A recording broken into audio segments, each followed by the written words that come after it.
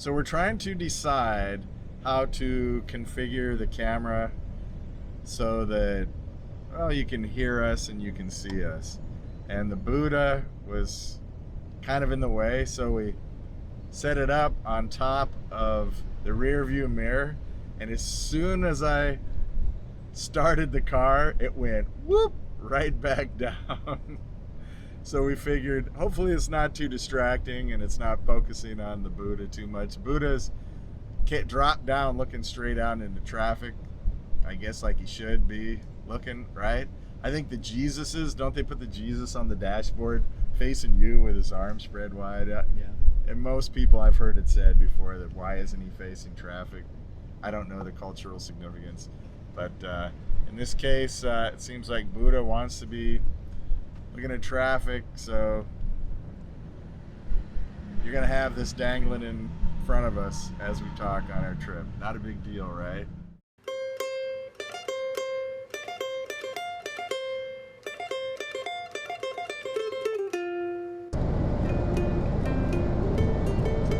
So we're driving from Korat to Bangkok. So I thought I'd take this opportunity maybe to ask Cody. It's his second time in Thailand, and we got to see a few more cities in the northeast of Thailand, an area called Isan, which is northeast Thailand. We're currently passing through Muak, driving a equivalent of a Honda Civic SI, left-hand stick shift. So Cody, can you tell us the cities that we have visited? Oh, look at the giant Buddha. Can you tell us the cities that we visited so far? Udon Thani, Phungan, Korat. Guess that's it. Major cities. I think so. Is there one city that you liked more than another? I actually was surprised by Korat. I really liked it there.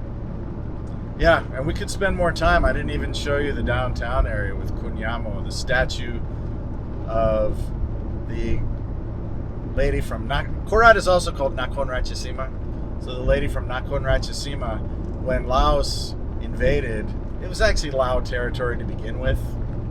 This part of the country was not part of Thailand, it was part of Laos. That's why they all speak Lao.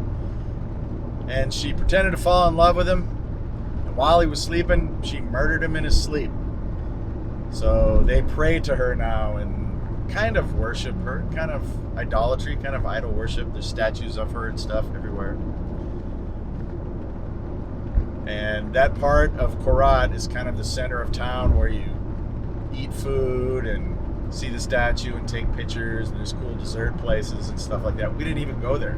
We just walked around Surat Nari Lake. And that was nice, right? Yeah, it was super nice. What a great place to walk. It's made for walking, a big circle around the lake.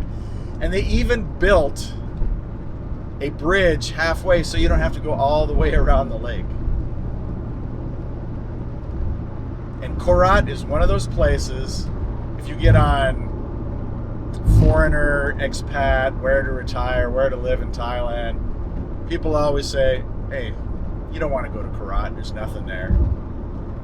There's not very many foreigners, there's not a lot of restaurants that cater to foreigners and stuff, but it's 2 hours from Bangkok. They call it the gateway to Isan. And there are a lot of things to be said for Korat. It is a fairly big city with a couple big malls, a Terminal 21 and a Central. And people are nice. There's a great shrimp place called Gung Pao, where you sit over this little lake and they feed you barbecued prawns. I'll even say this, I like Isan better than Chiang Mai and Chiang Rai. Whoa! There's something for you. Cody I likes definitely do. Yeah, and people, when they come to Thailand, they don't go on vacation to Isan. So if you want that kind of vacation that not everybody does, maybe Isan's for you. For one thing, Isan people are very honest, very straightforward. Isn't it incredible how helpful they are? Yeah, there's something else I was gonna say.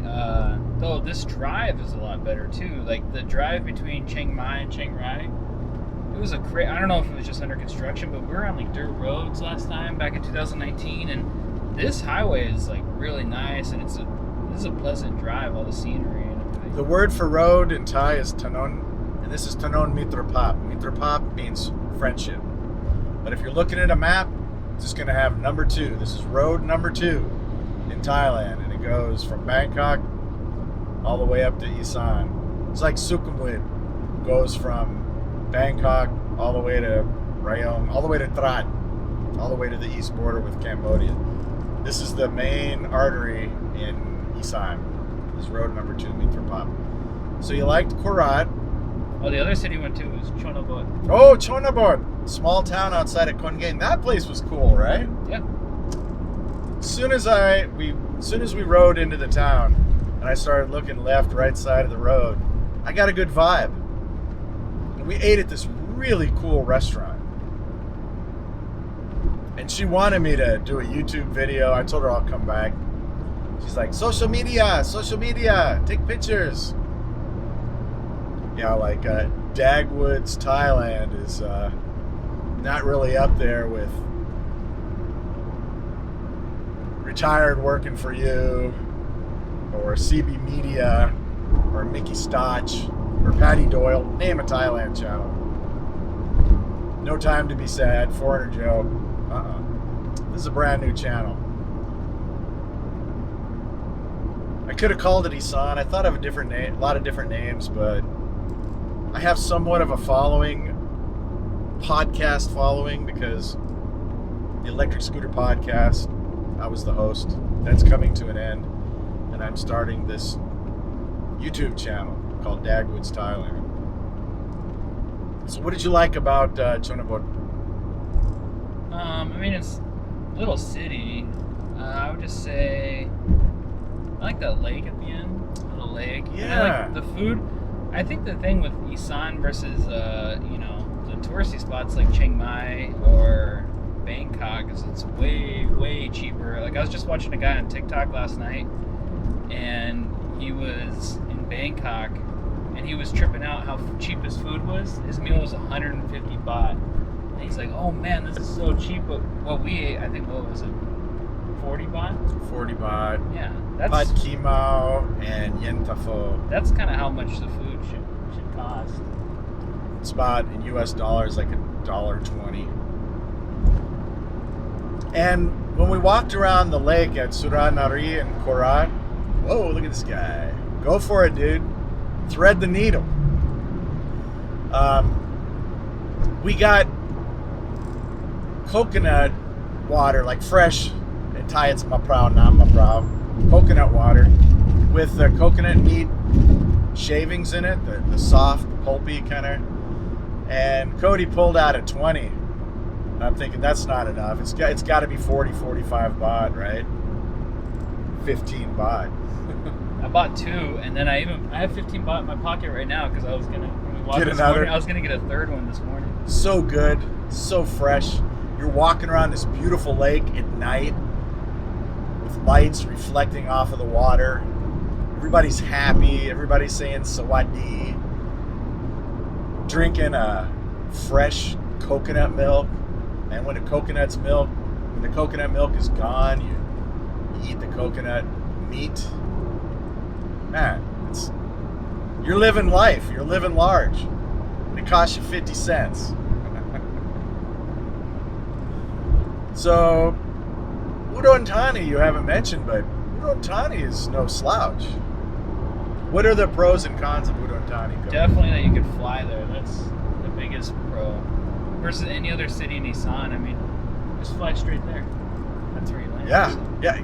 If you want to come from the United States or whatever country you come from, you land at Suvarnabhumi. Just arrange it so your flight 45 minutes anywhere from $30 to $50. Go straight and land in Udon Thani, which they call an international airport, but it's a misnomer because it's a domestic airport. There's nothing international. They don't fly anywhere international.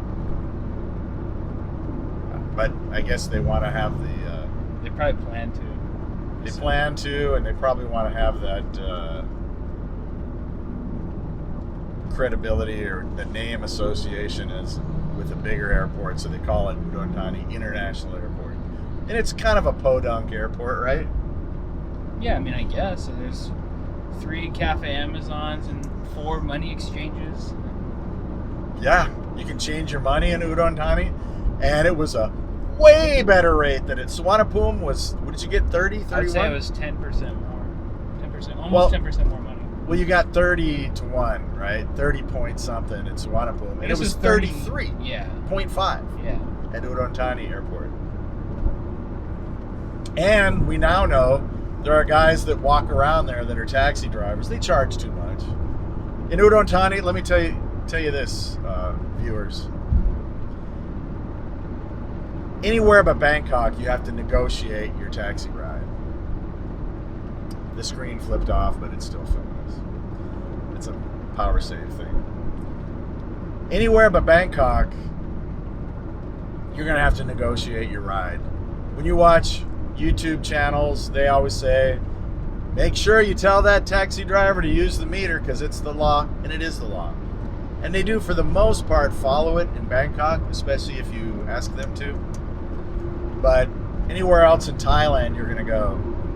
You're going to tell them where you're going, say the word bye, and end it with mai. So, bye Udon Thani mai, bye Chiang Mai mai, bye airport mai, bye Suvarnabhumi mai, bye, and then wherever the destination is, and then make it a question mai. Because sometimes taxi drivers won't want to take you to certain places because they're getting ready to get off work, or it's too far, they don't think they'll get a ride.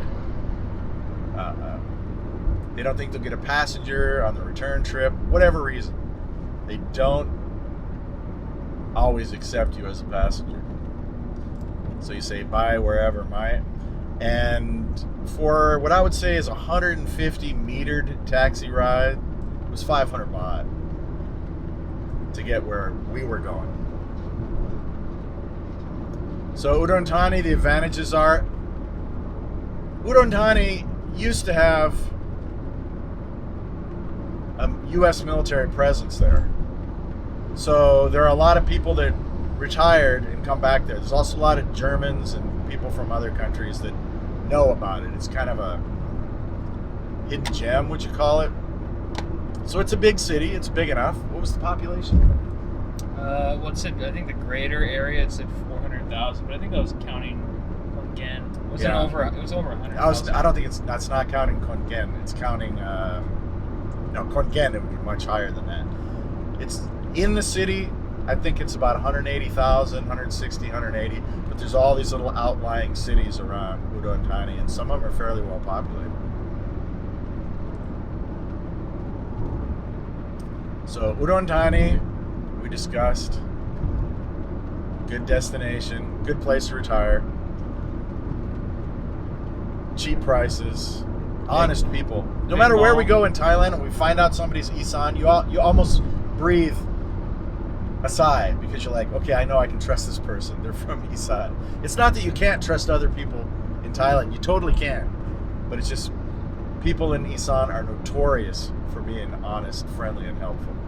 If you think Thai people in general are those three, they are. But Udon Thani, Isan more so. With Isan, though, with the Udon Thani, there's the big mall, and then the market's right outside the mall. Oh, UD Town.